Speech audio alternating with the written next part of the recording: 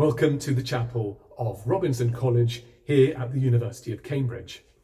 It's 2020, it's lockdown and it's empty. So this term we're conducting a series of Zoom interviews with key thinkers from around the world. Our general theme for the term is the fall of the temple and its repercussions throughout history. And whilst we have in mind the fall of Jerusalem's great temple, we're very pleased today to welcome Dame Mary Beard, who will speak about other temples and temple cults in the ancient Mediterranean world. Mary Beard is Professor of Classics here at Cambridge and a Fellow of Newnham College. As usual, we begin our reflection with a brief reading from Scripture.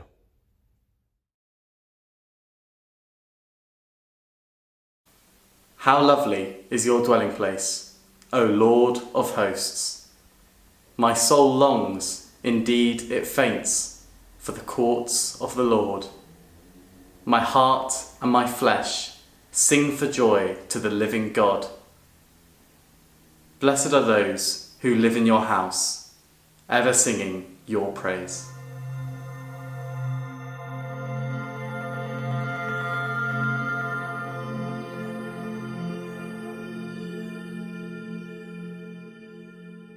Professor Beard, a very warm welcome to this digital version of Robinson College Chapel.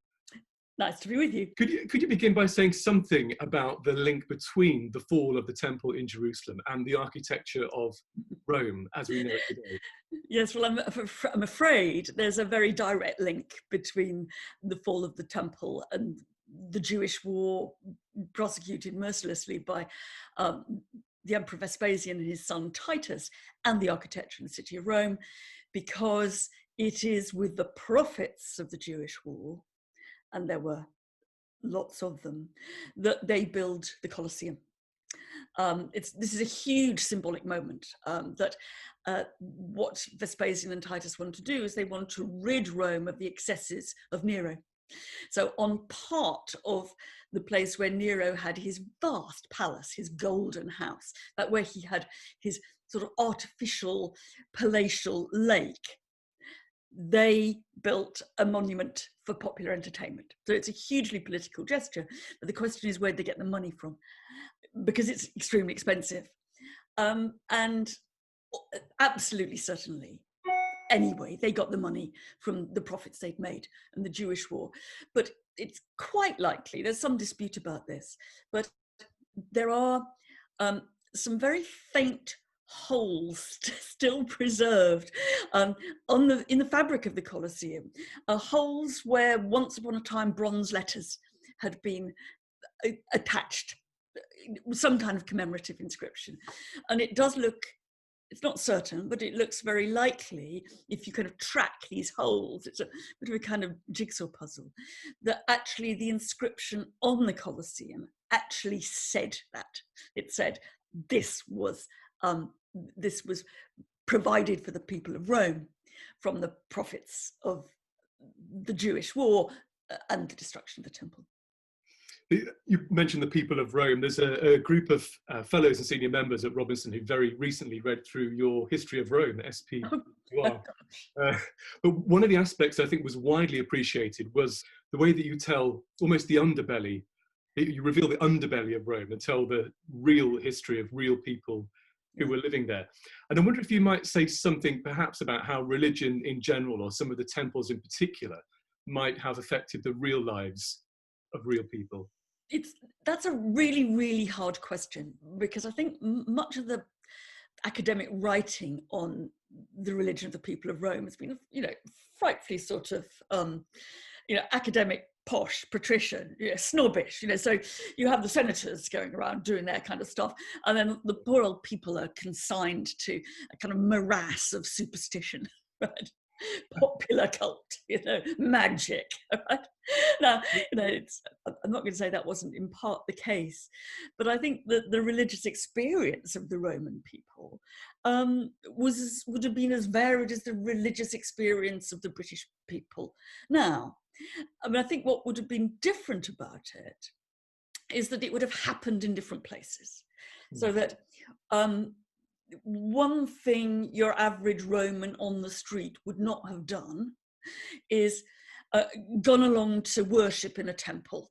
And that's not because he was particularly opposed to that kind of thing, but that temples, this is a real big difference between the ancient pagan temple and most modern world religious buildings. The temple was not for worship. Roman religion wasn't, in its traditional form, was not congregational. So you wouldn't have hopped along on a Sunday or a Saturday or whenever to go to a service in a temple. The temple had one job only, which was housing the statue of the god or goddess whose house it was.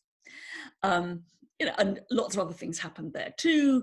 Some temples were open, some weren't. You might have gone there to meet your mates.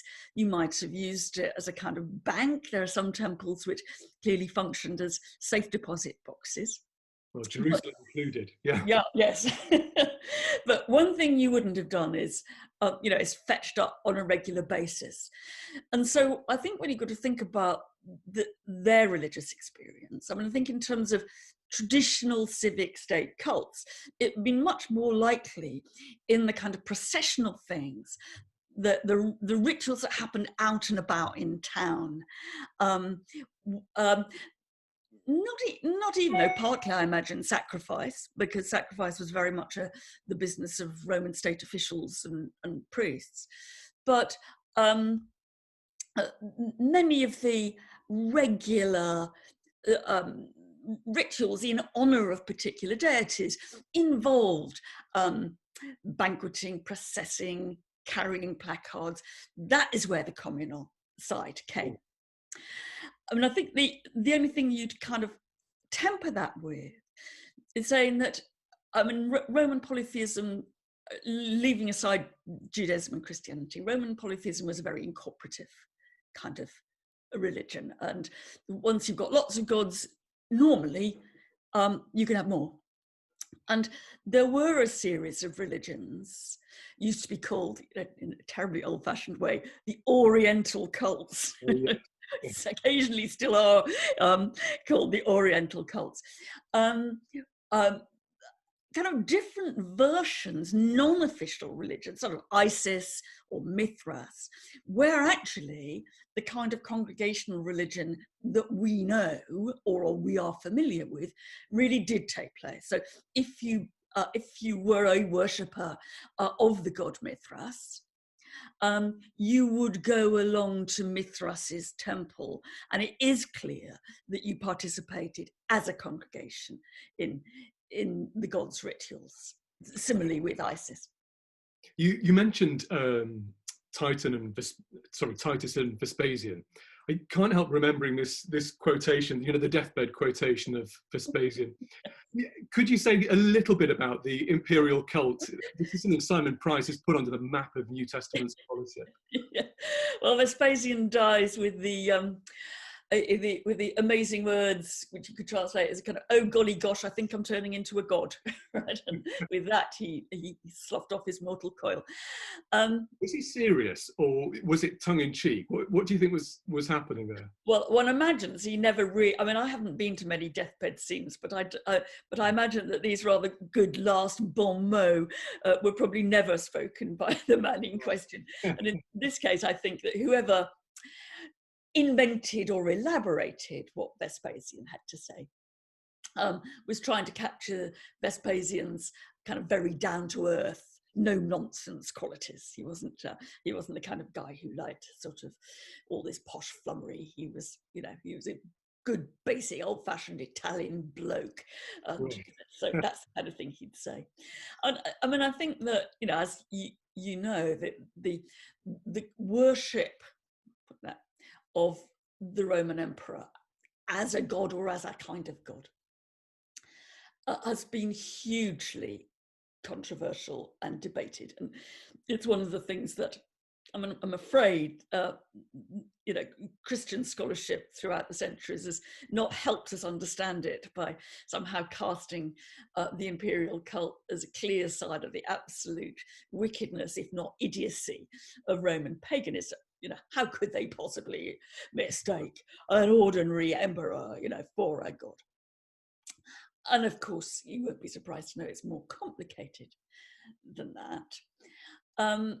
And many Romans themselves, while somehow buying into this tradition, also queried it and questioned it.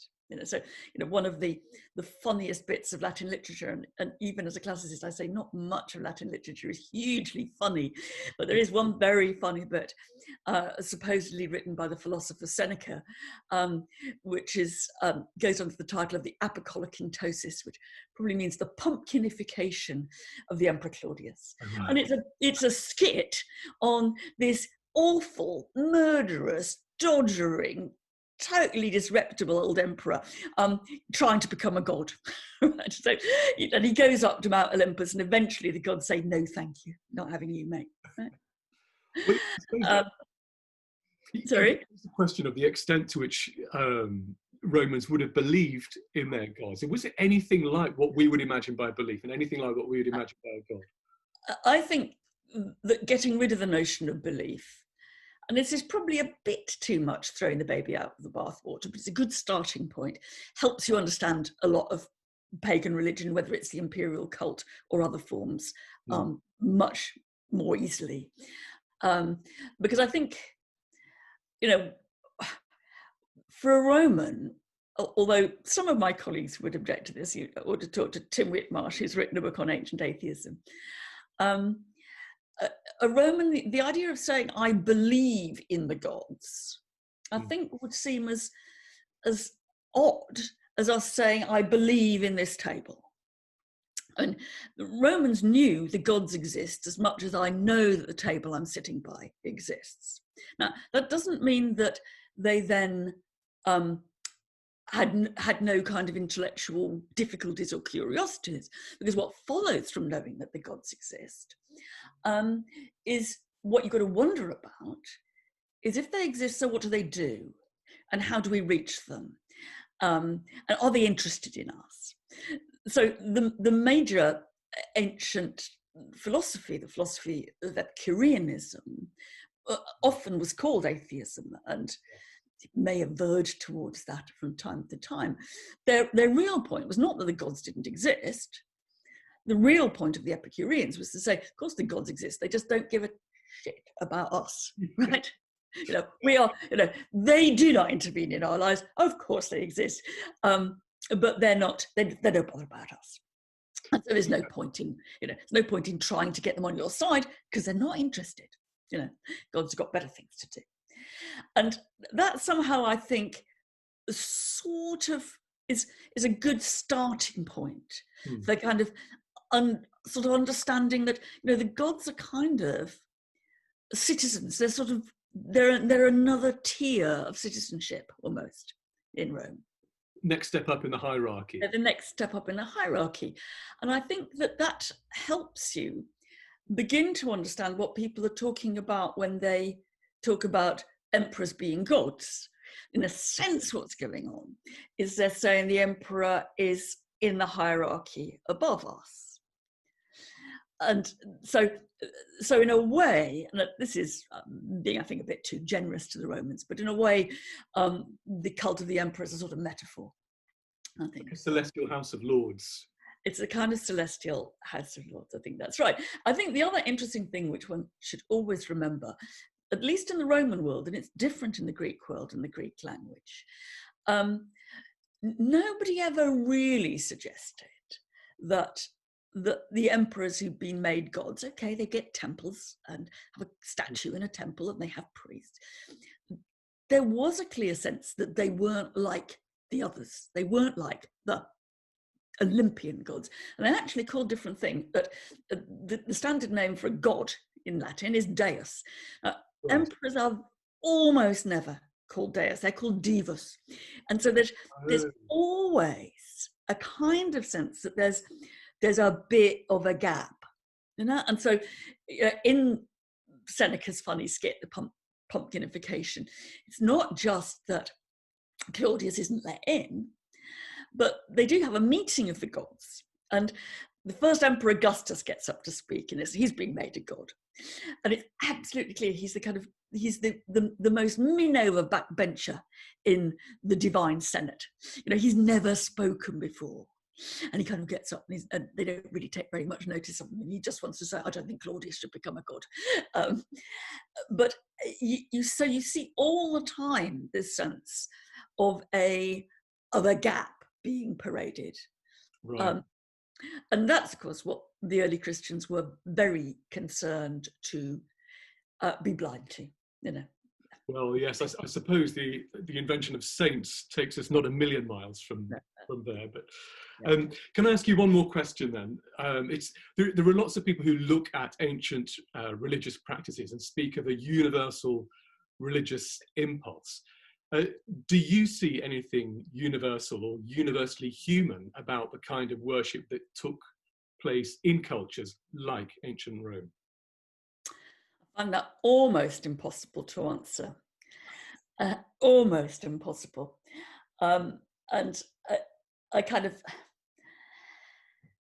suppose I was brought up, and this is me showing my intellectual age, really, to think that was the one way we weren't going to understand Roman religion. This was not, because again, there's a sort of strong Christianizing framework here. I don't mean to say that I'm blaming the Christians for everything. I mean, Christians are Romans just as much as other people are Romans, but you, and this is really in the point of view of modern scholars, as soon as you try to explain, well, what's the rise of Christianity? How do you explain the rise of Christianity in a world where the religious frameworks are so very different? You do tend to go back to a kind of form of argument which says, yes, there is a kind of universal religious urge, right? And Roman pagan cult just didn't do it very well. It was terribly unsatisfying.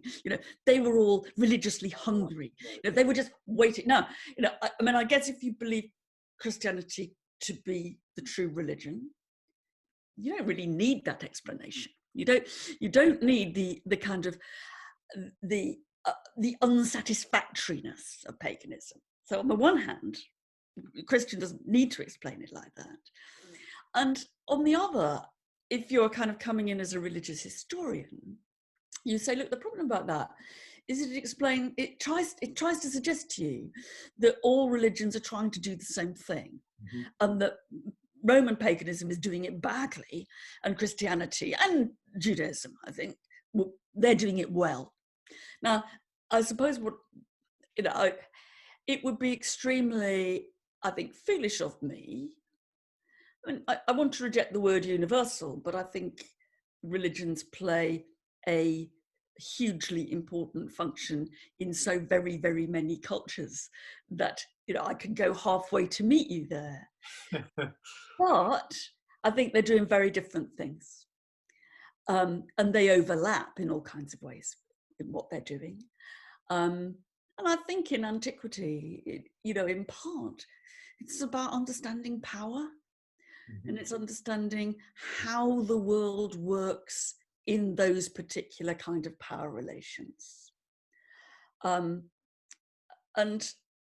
I think that a Roman pagan, if confronted with the question of, but you're not really offering kind of moral guidance to people, to the adherents of your religion, you're not offering emotional satisfaction.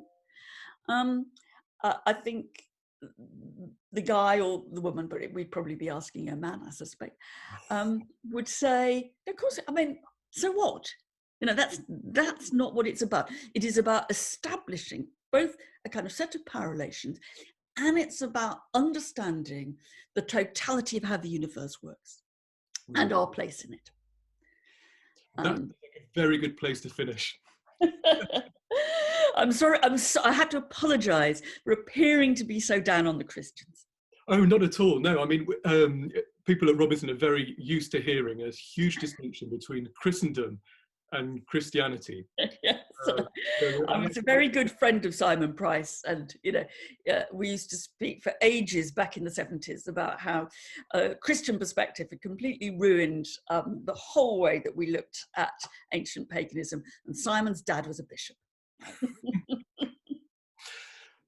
Professor Dame Mary Beard, thank you very much.